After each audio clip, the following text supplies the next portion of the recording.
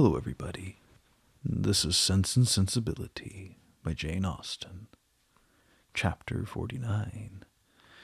Unaccountable, however, as the circumstances of his release might appear to the whole family, it was certain that Edward was free, and to what purpose that freedom would be employed was easily predetermined by all.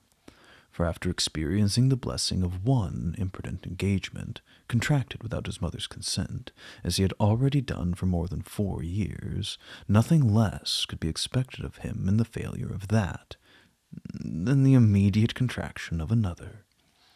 His errand at Barton, in fact, was a simple one. It was only to ask Eleanor to marry him, and considering that he was not altogether inexperienced in such a question, it might be strange that he should feel so uncomfortable in the present case as he really did, so much in need of encouragement and fresh air. How soon he had walked himself into the proper resolution, however, how soon an opportunity of exercising it occurred, in what manner he expressed himself, and how he was received, need not be particularly told.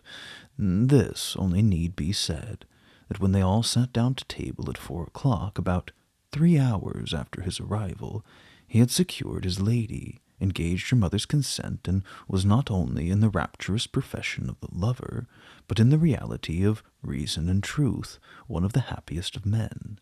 His situation, indeed, was more than commonly joyful. He had more than the ordinary triumph of accepted love to swell his heart and raise his spirits. He was released without any reproach to himself from an entanglement which had long formed his misery, from a woman whom he had long ceased to love, and elevated at once to that security which another, which he must have thought of almost with despair, as soon as he had learnt to consider it with desire.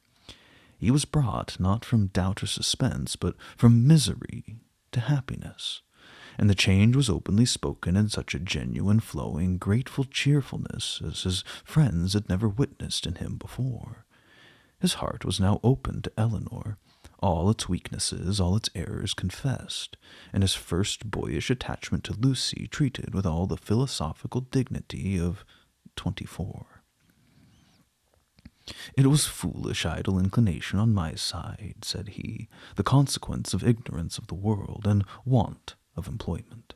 Had my mother given me some active profession when I was removed at 18 from the care of Mr. Pratt, I think, nay, I'm sure it would never have happened, for though I left Longstaple with what I thought at the time a most unconquerable preference for his niece, yet had I then had any pursuit, any object to engage my time and keep me at a distance from her for a few months, I should very soon have outgrown the fancied attachment, especially by mixing more with the world, as in such a case I must have done. But instead of having anything to do, instead of having any profession chosen for me, or being allowed to choose any myself, I returned home to be completely idle, and for the first 12 months afterwards I had not even the nominal employment which belonging to the university would have given me, for I was not entered at Oxford till I was 19. I had therefore nothing in the world to do but to fancy myself in love. And as my mother did not make my home in every respect comfortable, as I had no friend, no companion in my brother, and disliked new acquaintances, it was not unnatural for me to be very often at Longstaple, where I always felt myself at home, and was always sure of a welcome, and accordingly I spent the greatest part of my time there from 18 to 19. Lucy appeared everything that was amiable and obliging. She was pretty too. At least I thought so then, and I had seen so little of other women that I could make no comparisons and see no defects. Considering everything, therefore, I hope, foolish as our engagement was, foolish as it has since in every way been proved, I was not at the time an unnatural or inexcusable piece of folly. The change which a few hours had wrought in the minds and the happiness of the Dashwoods was such, so great, as promised them all the satisfaction of a sleepless night. Mrs. Dashwood, too happy to be comfortable, knew not how to love Edward nor praise Eleanor enough, how to be enough thankful for his release without wounding his delicacy, nor how at once to give them leisure for unrestrained conversation together, and yet enjoy as she wished the sight and society of both. Marianne could speak her happiness only by tears. Comparisons would occur, regrets would arise, and her joy, though sincere as her love for her sister, was of a kind to give her neither spirits nor language. But Eleanor, how are her feelings to be described? From the moment of learning that Lucy was married to another, that Edward was free, to the moment of his justifying the hopes which had so instantly followed, she was everything by turns but tranquil. But when the second moment had passed, when she found every doubt, every solicitude removed, compared her situation with what so lately it had been, saw him honorably released from his former engagement, saw him instantly profiting by the release to address herself and declare an affection as tender, as constant as she had ever supposed it to be, she was oppressed. She was overcome by her own felicity, and happily disposed as is the human mind to be easily familiarized with any change for the better. It required several hours to give sedateness to her spirits, or any degree of tranquillity to her heart. Edwards was now fixed at the cottage at least for a week, for whatever other claims might be made on him, it was impossible that less than a week should be given up to the enjoyment of Eleanor's company, or suffice to say half that was to be said in the past, the present, and the future. For though a very few hours spent in the hard labor of incessant talking will dispatch more subjects than can really be in common between any two rational creatures, yet with lovers it is different. Between them, no subject is finished. No communication is even made till it has been made at least 20 times over. Lucy's marriage, the unceasing and reasonable wonder among them all, formed, of course, one of the earliest discussions of the lovers. And Eleanor's particular knowledge of each party made it appear to her in every view as one of the most extraordinary and unaccountable circumstances she had ever heard. How they could have been thrown together, and by what attraction Robert could be drawn on to marry a girl of whose beauty she had herself heard him speak without any admiration, a girl, too, already engaged to his brother, and on whose account that brother had been thrown off by the family. It was beyond her comprehension to make out. To her own heart it was a delightful affair, to her imagination it was even a ridiculous one, but to her reason or judgment it was completely a puzzle. Edward could be attempted in explanation by supposing that perhaps at first accidentally meeting, the vanity of the one had been so worked on by the flattery of the other as to lead by degrees to all the rest. Eleanor remembered what Robert had told her in Harley Street of his opinion of what his own meditation in his brother's affairs might have done, if applied to in time. She replied it to Edward. That was exactly like Robert, with his immediate observation, and that, he presently added, might perhaps be his head when the acquaintance between them first began, and Lucy, perhaps, at first, might think only of procuring his good offices in my favor. Other designs might afterwards arise. How long it had been carrying on between them, however, he was equally at a loss with herself to make out, for at Oxford, where he had remained by choice ever since his quitting London, he had had no means of hearing of her but from herself, and her letters to the very last were neither less frequent nor less affectionate than usual. Not the smallest suspicion, therefore, had ever occurred to prepare him for what followed, and when at last it burst on him in a letter from Lucy herself, he had been for some time, he believed, half stupefied between the wonder, the horror, and the joy of such a deliverance. He put the letter into Eleanor's hands. Dear Sir, being very sure I have long lost your affections, I have thought myself at liberty to bestow my own on another, and have no doubt of being as happy with him as I once used to think I might be with you. But I scorn to accept a hand while the heart was another's. Sincerely wish you happy in your choice, and it shall not be my fault if we are not always good friends, as our near relationship now makes proper.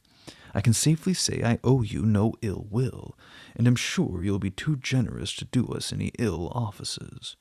Your brothers gained my affections entirely, and as we could not live without one another, we are just returned from the altar, and are now on our way to Dawlish for a few weeks, which place your dear brother has great curiosity to see, but thought I would first trouble you with these few lines, and shall always say, your sincere well-wisher, friend, and sister, Lucy Ferrars. I've burnt all your letters, and will return your picture the first opportunity. Please to destroy my scrawls, but the ring with my hair you're very welcome to keep. Eleanor read and returned it without any comment. I will not ask your opinion of it as a composition, said Edward.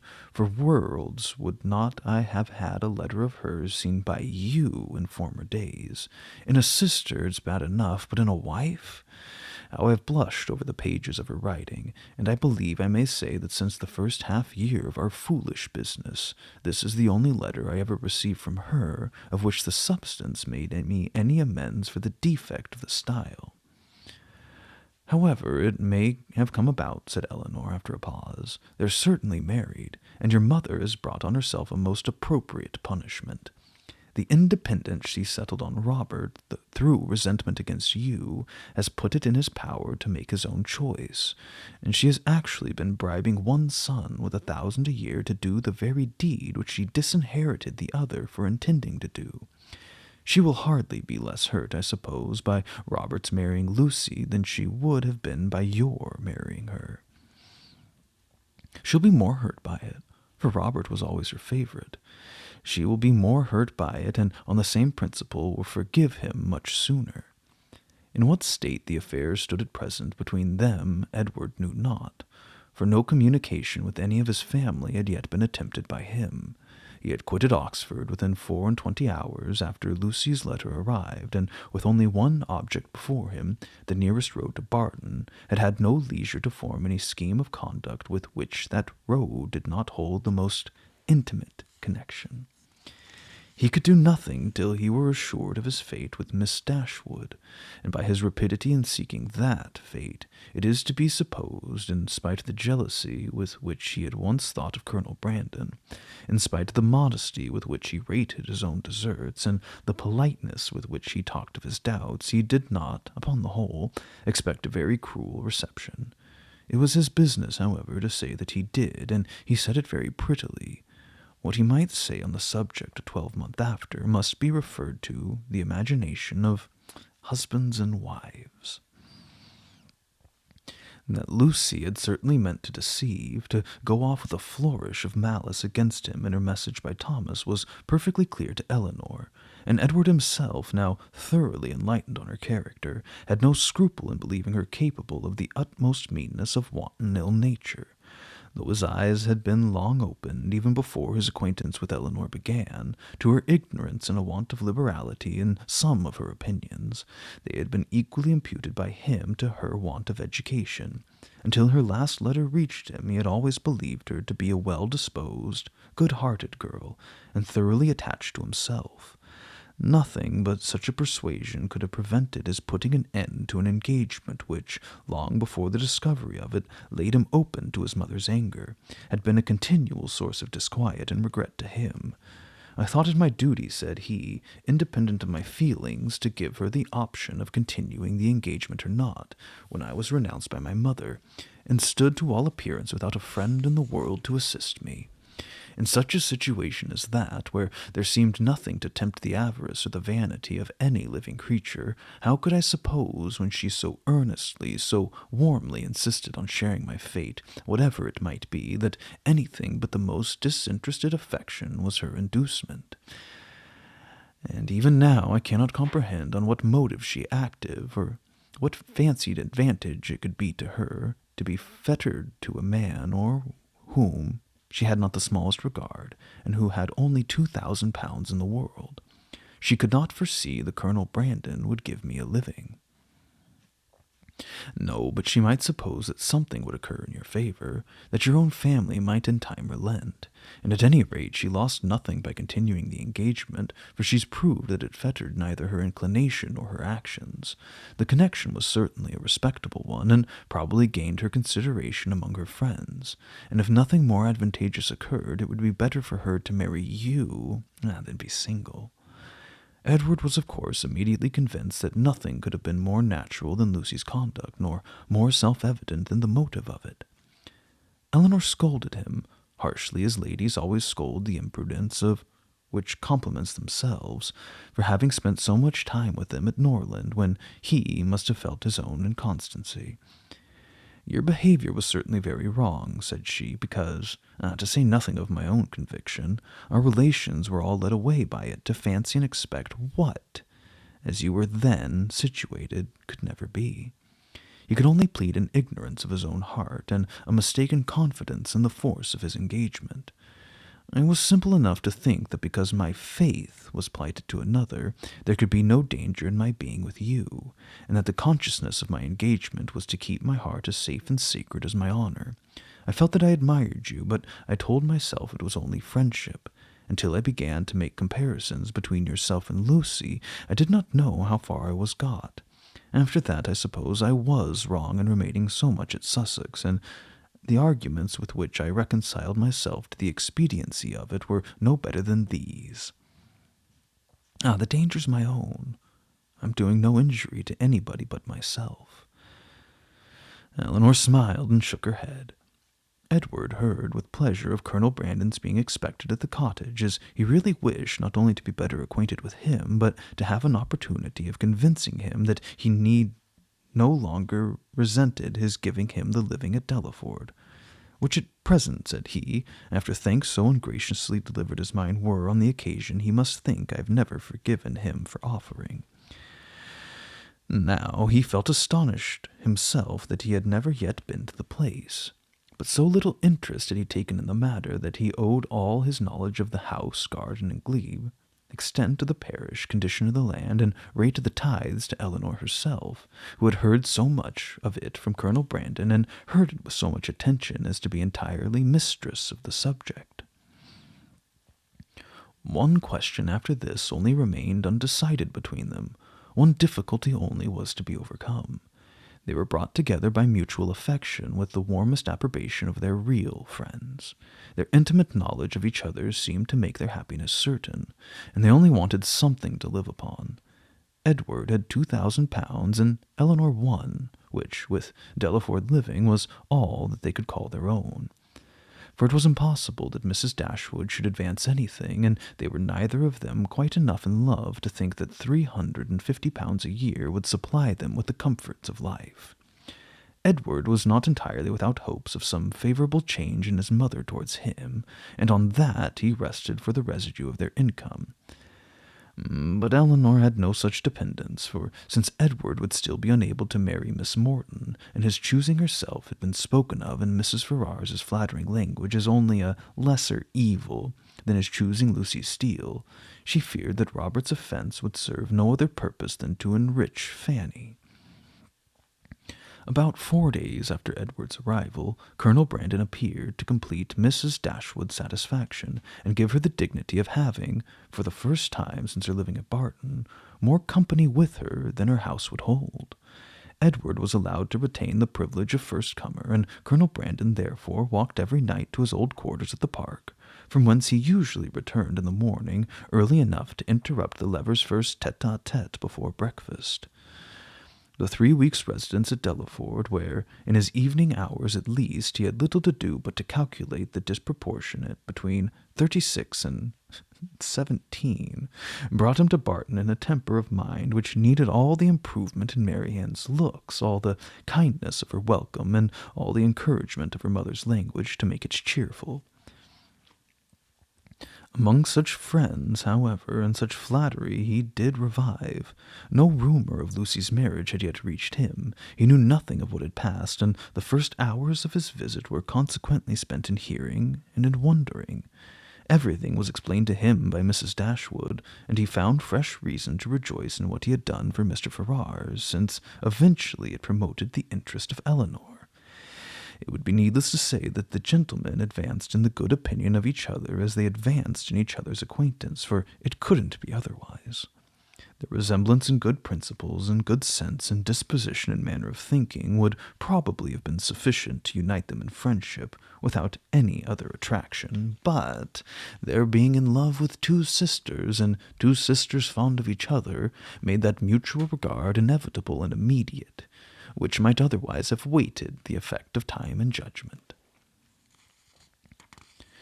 The letters from town, which a few days before would have made every nerve in Eleanor's body thrill with transport, now arrived to be read with less emotion than mirth.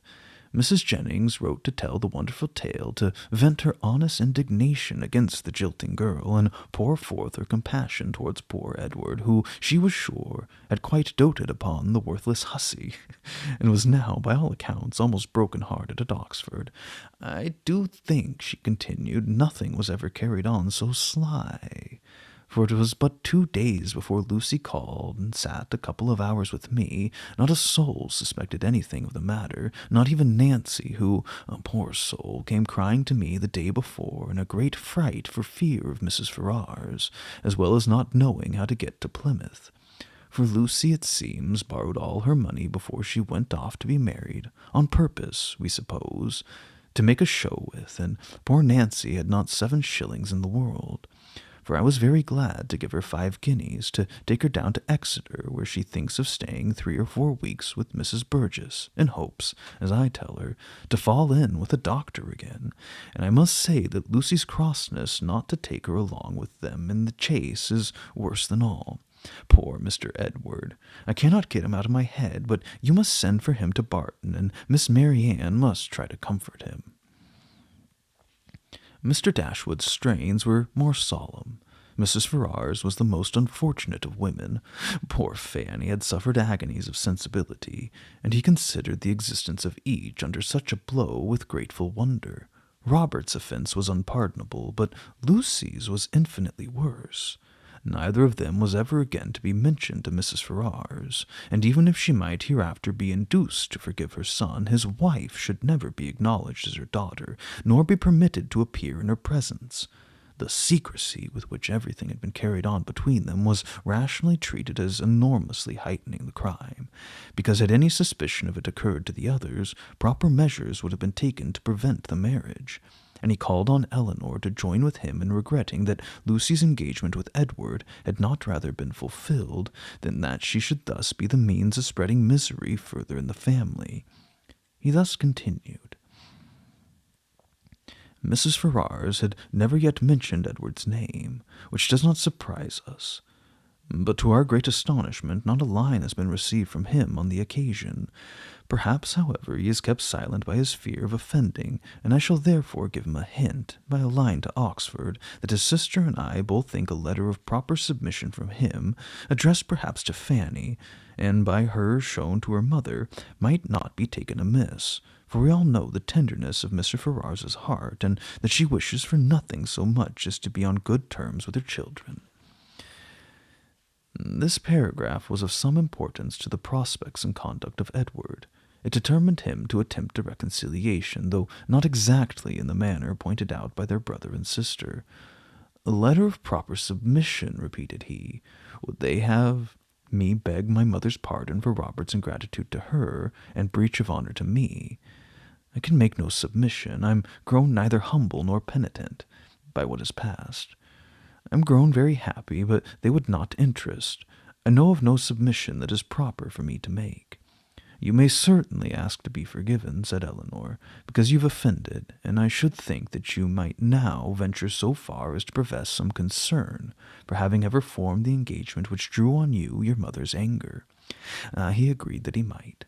And when she's forgiven you, perhaps a little humility may be convenient while acknowledging a second engagement, almost imprudent in her eyes as the first. He had nothing to urge against it, but still resisted the idea of a letter of proper submission, and therefore, to make it easier on him, as he declared a much greater willingness to make mean concessions by word of mouth than on paper, it was resolved that instead of writing Fanny, he should go to London and personally entreat her good offices in his favor. And if they really do interest themselves, said Mary Ann, in her new character of candor, in bringing about a reconciliation, I shall think that even John and Fanny are not entirely without merit. After a visit on Colonel Brandon's side of only 3 or 4 days, the two gentlemen quitted Barton together. They were to go immediately to Delaford, that Edward might have some personal knowledge of his future home, and assist his patron and friend in deciding on what improvements were needed to it, and from thence, after staying a couple of nights, he was to proceed on his journey to town.